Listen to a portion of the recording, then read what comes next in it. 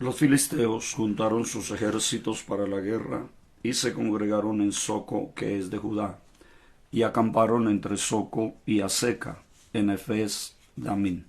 También Saúl y los hombres de Israel se juntaron y acamparon en el valle de Ela y se pusieron en orden de batalla contra los filisteos. Esta batalla se dio en los comienzos del reinado de Saúl. Dos ejércitos planean una batalla y se unen para enfrentar esa batalla. Unos acampan a un lugar, los otros al otro lugar. En medio de los dos ejércitos hay un valle y en esta ocasión los filisteos deciden que no van a emplear todo su ejército. Van a usar una estrategia muy diferente. La estrategia que van a usar es sencillamente lanzar un desafío al ejército de Israel, lanzar un desafío al ejército que estaba con Saúl para amedrentarles y también para proponerles a una situación impensable en cuanto a un ejército. El desafío consistía en enviar un paladín, un hombre de su ejército, que por la Biblia sabemos se llama Goliat, y desafiar al pueblo de Israel. Denme un hombre, era lo que ese paladín decía, lo que ese hombre decía, que pelee conmigo. Si al pelear ese hombre me derrota, ese hombre y los filisteos le dicen a Israel, seremos sus esclavos. Pero si yo los derroto, Israel se convertirán en nuestros esclavos. Ese desafío, según la Biblia, tuvo un alcance de 40 días. Durante 40 días, Goliat estuvo desafiando al ejército de Israel. Estuvo desafiando al ejército de Saúl. Mañana y tarde aparecía este hombre para lanzar su desafío, para lanzar sus improperios, para lanzar sus insultos, para de alguna manera hacerle ver al pueblo de Israel su incapacidad, su impotencia, y para hacerle ver también el poderío que tenía el ejército filisteo. Estaban tan confiados y tan seguros que deciden únicamente enviar a Goliat, enviar a ese hombre grande, que la Biblia nos da algunas descripciones acerca de este hombre. Ahí en el capítulo 17 del primer libro de Samuel, el versículo 4 dice, salió entonces del campamento de los filisteos un paladín, el cual se llamaba Goliat, y tenía de altura 6 codos y 1 palmo, y traía un casco de bronce en su cabeza, y llevaba una cota de malla, y era el peso de la cota 5000 siclos de bronce. Sobre sus piernas traía grebas de bronce, y jabalina de bronce entre sus hombros. El asta de su lanza era como un rodillo de telar, y tenía el hierro de su lanza 600 siclos de hierro, e iba su escudero delante de él. Y se paró y dio voces a los escuadrones de Israel, diciéndoles, ¿para qué os habéis puesto en orden de batalla? ¿No soy yo el filisteo, y vosotros los siervos de Saúl? Escoged entre vosotros un hombre que venga contra mí. Si él pudiere pelear conmigo y me venciere, nosotros seremos vuestros siervos. Y si yo pudiere más que él y lo venciere, vosotros seréis nuestros siervos y nos serviréis.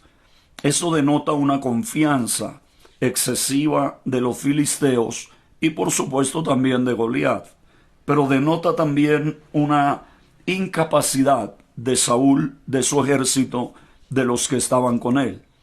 Y la incapacidad se demuestra por el tiempo que permitieron que este hombre los desafiara, los insultara y muy seguramente también insultara al Dios de los hebreos, al Dios del pueblo de Israel. En este orden de ideas nos encontramos ante un espectáculo un tanto deprimente, un tanto desesperanzador. Un hombre desafiando a todo un ejército, y un ejército que no tiene manera de responder, que no tiene manera de actuar, que no tiene manera de tomar el desafío de Goliat y enfrentarlo. No hay quien lo quiera hacer. La Biblia nos dice que Saúl, de hombros para arriba, superaba a cualquiera en el pueblo de Israel. Era un hombre alto, corpulento también, tan grande y tan corpulento que al David tomar las armas de Saúl, al tomar el equipo de Saúl, no pudo caminar con él.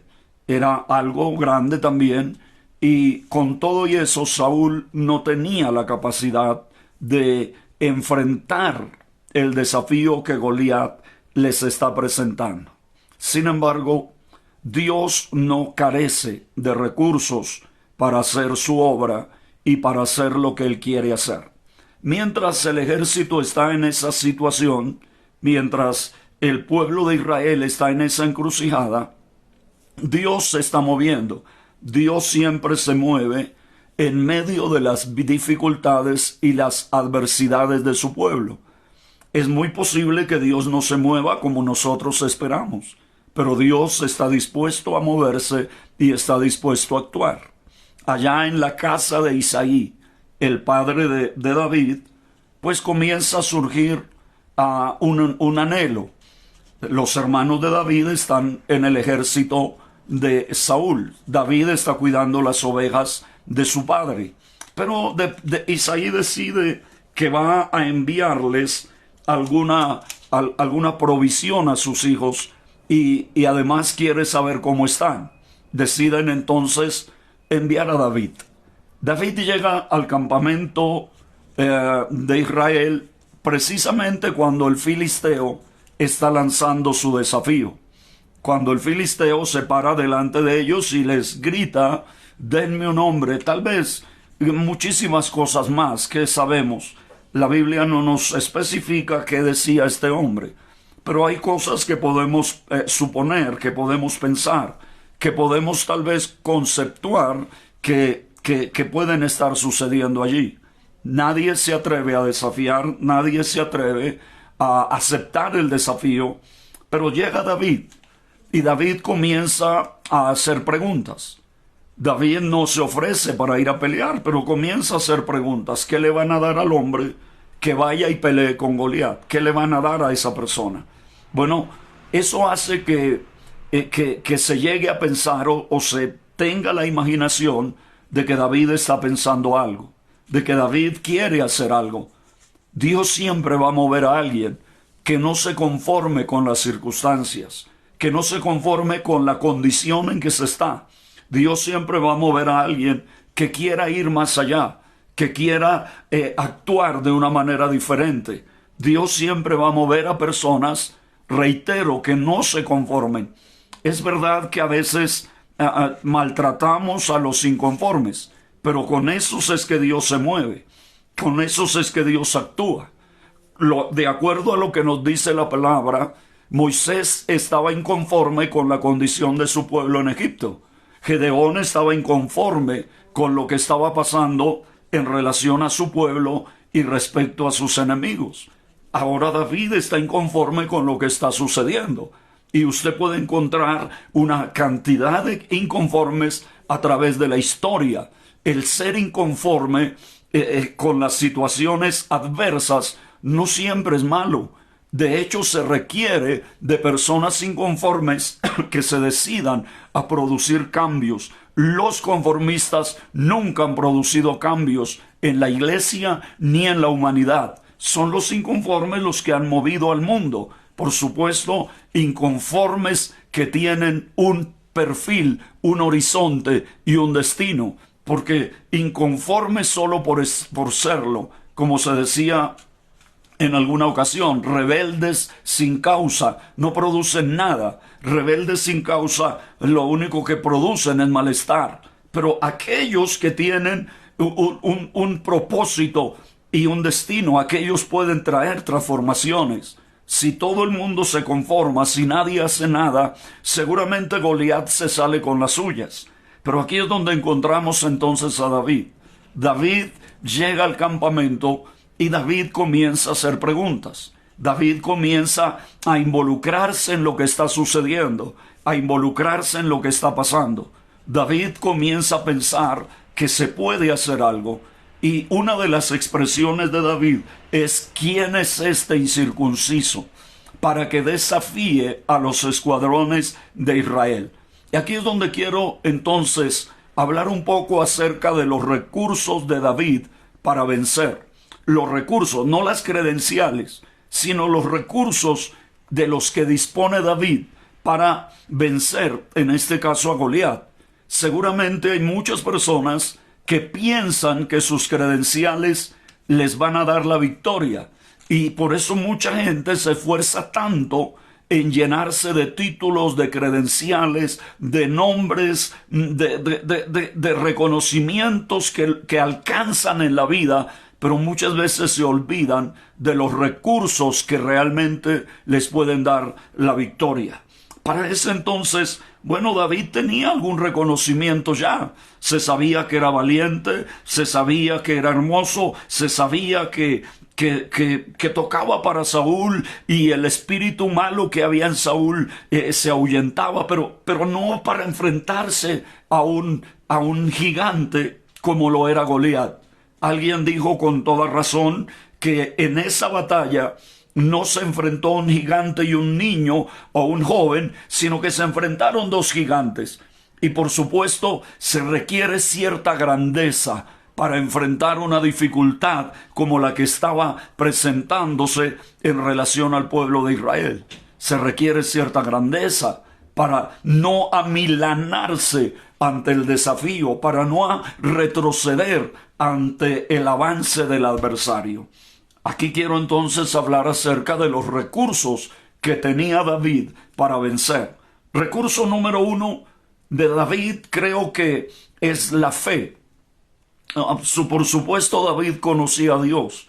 Para ese entonces ya David era el dulce cantor de Israel. Para ese entonces David ya sabía quién era su Dios. Y seguramente su confianza en Dios estaba a la altura de las circunstancias, a la altura del momento.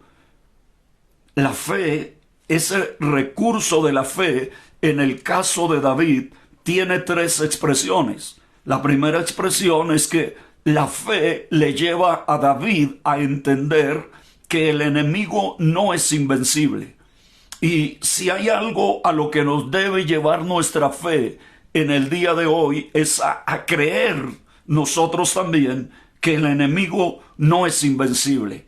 Cualquiera que sea, cualquiera que se presente, cualquiera que se cruce en el camino, no es invencible. El único invencible es el Dios de los cielos. Es el invicto capitán de nuestra salvación, Jesús de Nazaret. Y nosotros tenemos que tener la fe suficiente para creer que el enemigo no es invencible. David lo vio. David vio la estatura de Goliat. David vio el equipo bélico de Goliat. David vio la capacidad de Goliat. Pero David no vio a un enemigo invencible. David supo que se podía vencer.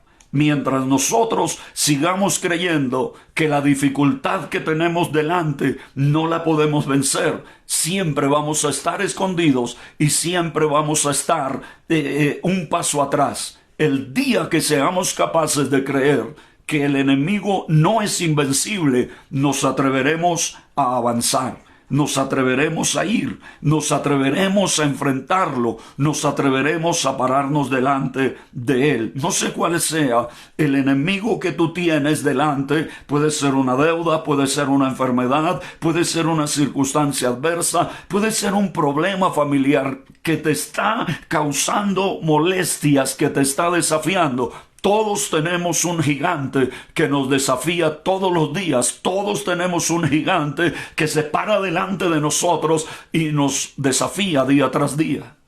Pero quiero decirte hoy que sin importar cuál sea el problema, ese problema no es invencible. Sin importar cuál sea el gigante que te está desafiando, debes saber que ese gigante no es invencible, porque más poderoso es el que está en nosotros que el que está en el mundo. Hay una frase que algunos le atribuyen a Martín Lutero, y la frase dice: Dios y yo somos mayoría. Y nosotros debemos entender que, sin importar, reitero, el enemigo que esté delante de nosotros, debemos saber que no es invencible. Tu enemigo no es invencible, y ese es el recurso de la fe. La fe nos lleva a entender que el enemigo no es invencible. Número 2, la fe, el recurso de la fe, le lleva a David a entender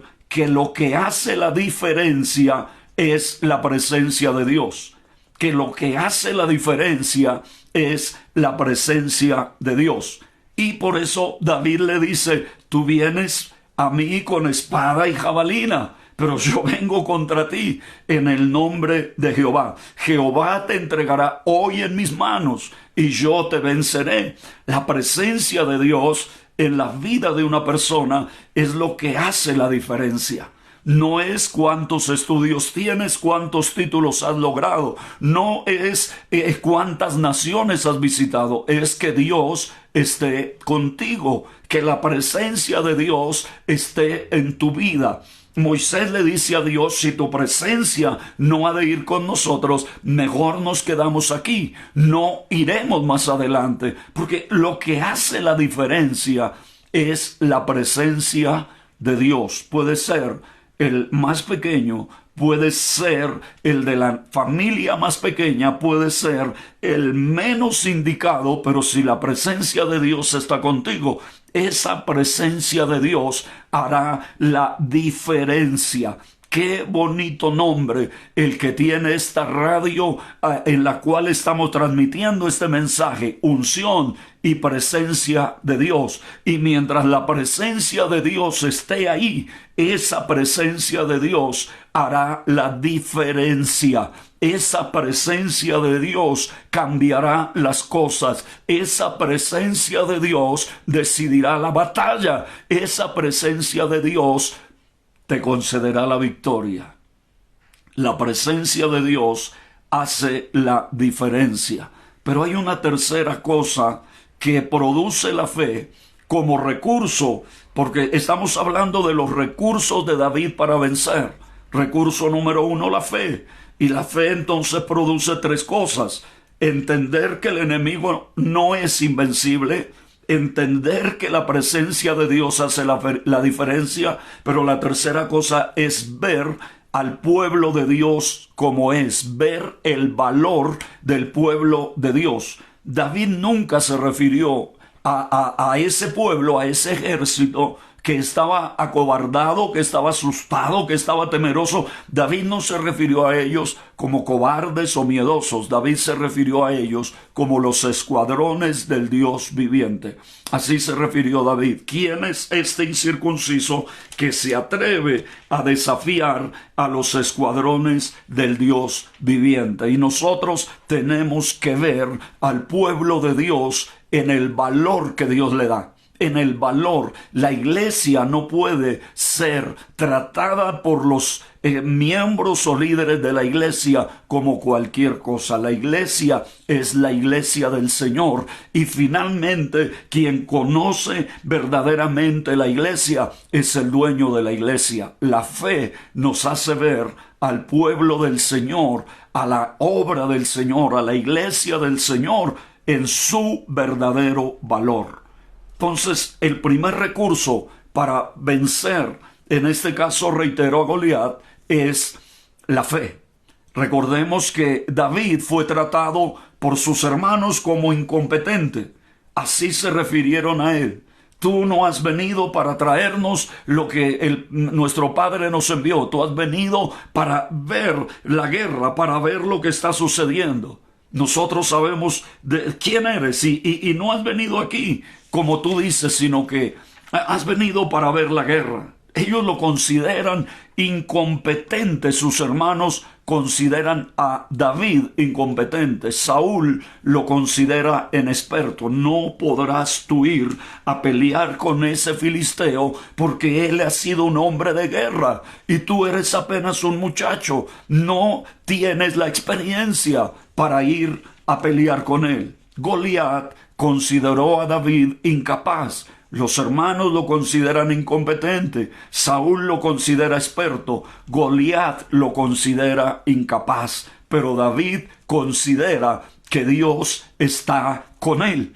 Y usted y yo tenemos que estar seguros que Dios esté con nosotros. El segundo recurso número 1, entonces el recurso de la fe. Recurso número 2, las experiencias que ya ha vivido, las situaciones que ya ha vivido. ¿Qué es lo que dice David? Tu siervo era pastor de las ovejas. Y cuando venía un león, cuando venía una fiera y me arrebataba alguna de las ovejas, yo corría detrás de él y la arrebataba de sus propias fauces. Yo no permitía que cualquiera se me llevase una oveja. Yo no permitía que cualquier situación me acobardara. Ese Dios que estuvo conmigo allá es el Dios que está conmigo aquí. Las experiencias vividas en el Señor se convierten en un recurso para vencer. Tú no siempre has vivido así. Dios te ha dado victorias. En el camino tú has saboreado el dulce sabor de la victoria. Has visto a Dios obrar en tu vida. Has visto a Dios abrirte puertas. Has visto a Dios llevarte hacia adelante. Has visto a Dios sacarte del lodo cenagoso y poner tus pies sobre peña y enderezar tus pasos. Las experiencias que David había vivido se convierten en un recurso para la victoria. Las experiencias que tú has vivido con Dios se convierten en un recurso para tu victoria también. Tienes que entender que el Dios que estuvo contigo ayer es el mismo Dios que está contigo hoy. Muchas veces el problema no es la ausencia de Dios en nuestras vidas. Muchas veces el problema es nuestra ausencia en Él. No estamos con Él, no estamos de parte de Él. Nos hemos alejado tanto que la presencia de Dios solo es un recuerdo del pasado, del ayer. Pero aquellas experiencias que hemos vivido con Dios deben constituirse en un recurso para vencer. Si ayer Dios me dio la victoria, Él me la puede dar hoy. Si ayer Dios me levantó del fango, lo puede hacer hoy. Si ayer Dios estuvo conmigo cuando las densas tinieblas envolvieron mi alma y mi corazón sobrecogido de temor se doblegó y Dios me dio la victoria, me la puede dar de nuevo. Yo maté osos, dice David, yo maté leones que se atrevieron a llevarse una de mis ovejas, pues este hombre que está allí también será como uno de ellos. Yo lo derrotaré, Jehová lo entregará hoy en mis manos. Ahora hay un tercer recurso. Recurso número 1, la fe. Recurso número 2, las experiencias que ya David había vivido.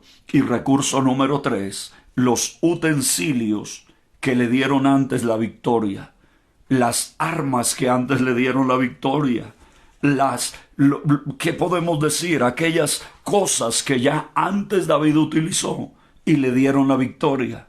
Por eso cuando se dio el momento, David no tomó la armadura de Saúl, David no tomó la espada de Saúl, David tomó sus propias armas, corrió al arroyo. Eso es algo que siempre había hecho David. Siempre que tuvo necesidad de enfrentar a un adversario, siempre fue al arroyo.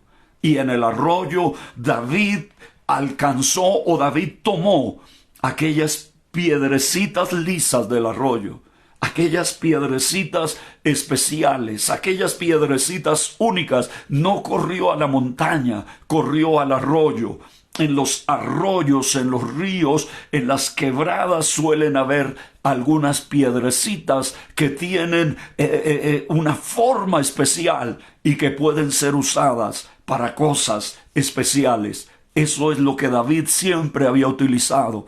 Cuando nosotros utilizamos los utensilios que nunca hemos usado, tenemos el riesgo del fracaso. Pero cuando usamos aquellos aquellos instrumentos, aquellos utensilios que ya hemos usado, que sabemos usar, siempre vamos a alcanzar el resultado esperado. David tenía práctica en manejar piedras y en manejar la onda. David sabía cómo se hacía, cómo se llevaba a cabo eso.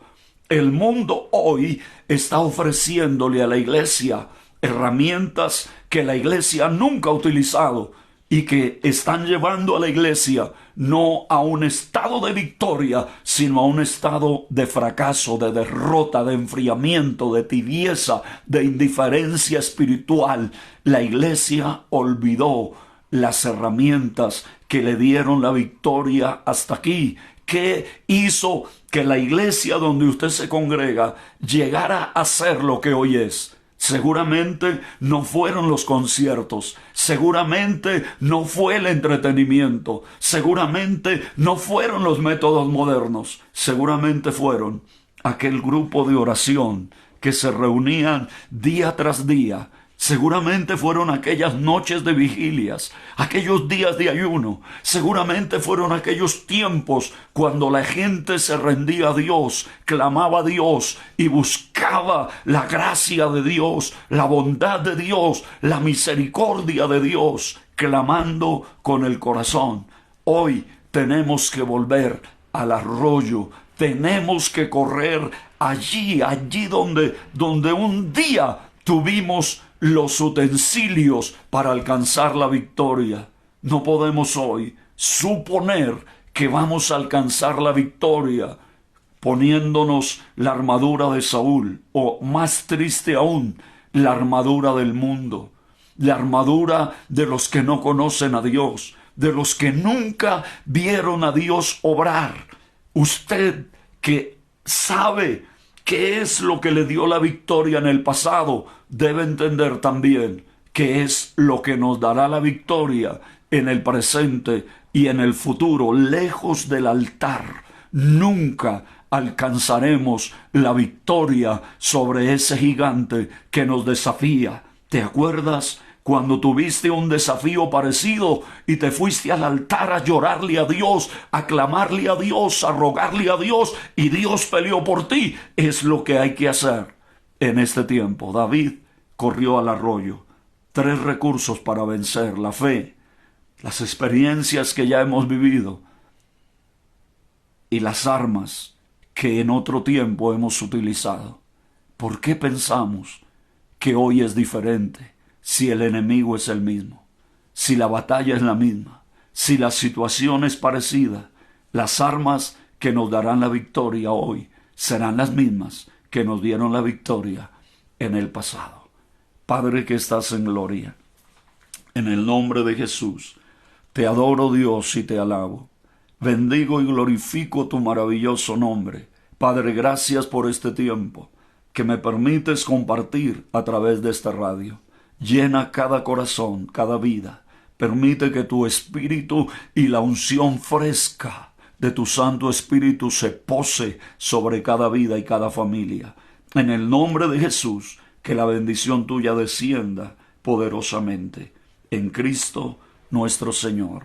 Amén y amén. Mis amados, Dios les bendiga, Dios les guarde. Feliz día para todos.